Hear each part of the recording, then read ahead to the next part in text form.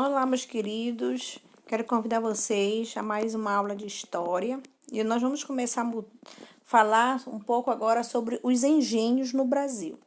Já estudamos um pouco de que forma Pedro Álvares Cabral chegou ao Brasil. Já vimos como Pedro Álvares Cabral descobriu o pau-brasil, que fez a extração do pau-brasil com o auxílio dos índios.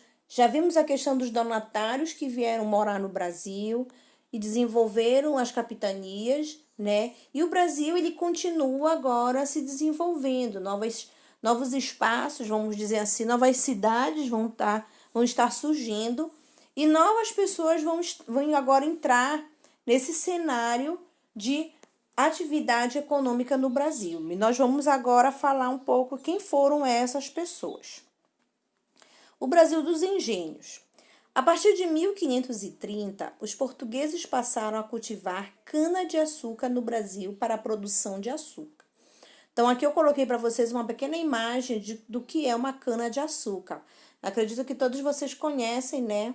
E aí, essa cana-de-açúcar, ela vai produzir açúcar, que vai ser uma próxima atividade desenvolvida do Brasil. Então, essa atividade, essa foi a principal atividade econômica desenvolvida aqui na colônia. Lembrando que o Brasil aqui ainda era colônia de Portugal, certo? O que quer dizer isso? Nós tínhamos a colônia Brasil e tínhamos a metrópole Portugal. Então, tudo que era produzido aqui no Brasil ainda era comercializado, vendido, transportado para Portugal, que era a sua metrópole. Qual era o local de produção? O engenho era o local onde o açúcar era produzido. Aqui nós temos um engenho. Aqui também se desenvolveu uma atividade chamada de monocultura. O que quer dizer monocultura? Um único produto produzido naquela época. Então, o único produto produzido no Brasil colônia foi a cana-de-açúcar, o açúcar em si. A cana-de-açúcar é a planta. O açúcar, né, é a matéria-prima que surge da extração da cana-de-açúcar. Quem trabalhava nesses engenhos? Quem eram as pessoas? Será que eram os índios, os portugueses que trabalhavam? Quem eram essas pessoas que estavam trabalhando nos engenhos? Mão de obra africana. Então, aqui a gente vai ver a chegada, né, de novos trabalhadores que vão ser os escravos, que vão vir da África para trabalhar no Brasil. Diz assim o texto: os portugueses trouxeram da África muitas pessoas para trabalhar na condição de escravo nos engenhos. Esses escravos viviam em condições desumanas e não tinham nenhum direito. Esses escravos passaram a trabalhar também em outros ambientes, como na casa grande, no comércio e também em outras funções nas cidades. Então, os portugueses trouxeram lá da África, né, pessoas, né, que vieram trabalhar no Brasil. Quando eles chegaram aqui no Brasil, eles foram classificados, chamados de escravos. E esses escravos, eles viviam em condições desumanas e não tinham nenhum tipo de direito. Você já sabe que um escravo, ele não tem direito a nada. Ele só trabalha, trabalha e trabalha. Então, era assim que esses escravos viviam, trabalhavam no Brasil. Eles não tinham nenhum direito.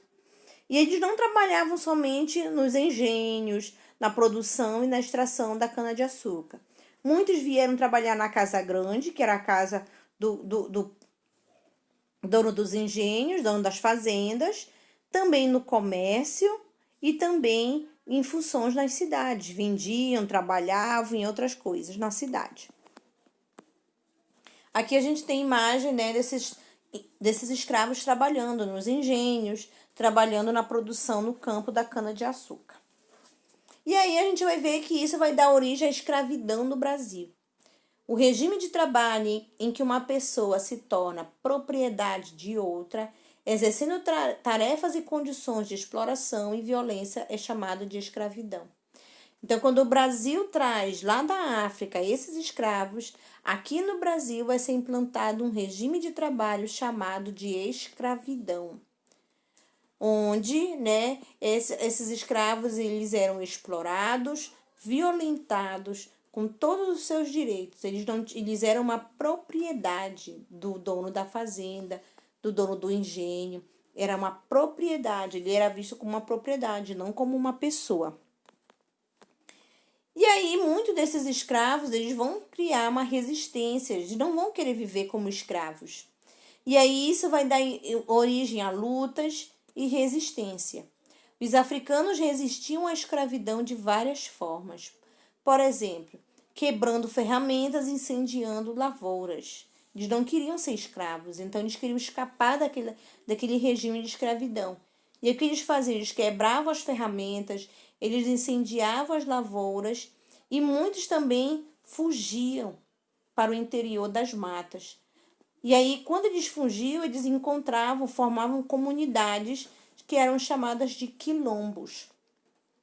Esses quilombos vão ser comunidades formadas por escravos fugitivos.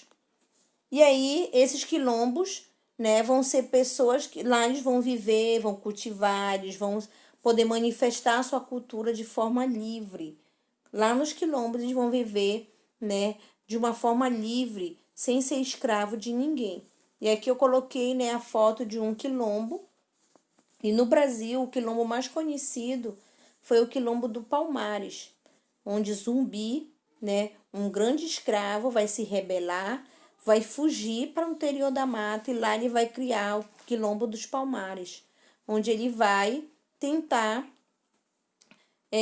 viver de forma livre, ele vai tentar viver, né, de uma forma onde ele não vai ser escravo de ninguém, ele vai poder trabalhar para sustentar sua família e viver de uma forma livre, sem ser escravo de ninguém.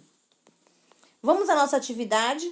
Coloquei uma foto minha aqui em todas as minhas atividades para que vocês matem a saudade dessa professora linda de vocês que está morrendo de saudade. Eu quero que vocês façam uma leitura, né? Façam uma atividade. A atividade de vocês da aula de história, ela se encontra na página 251. Também façam a leitura complementar das páginas 252 a 255. E depois disso, vocês façam a resolução da atividade da página 256. Aqui está um grande beijo da professora Toniette, dizendo que eu estou morrendo de saudade de vocês e que logo, logo nós vamos nos encontrar. Tenham todos um grande dia, fique com Deus e que todos, né, possamos voltar logo, logo para a nossa sala de aula. Tchau, tchau.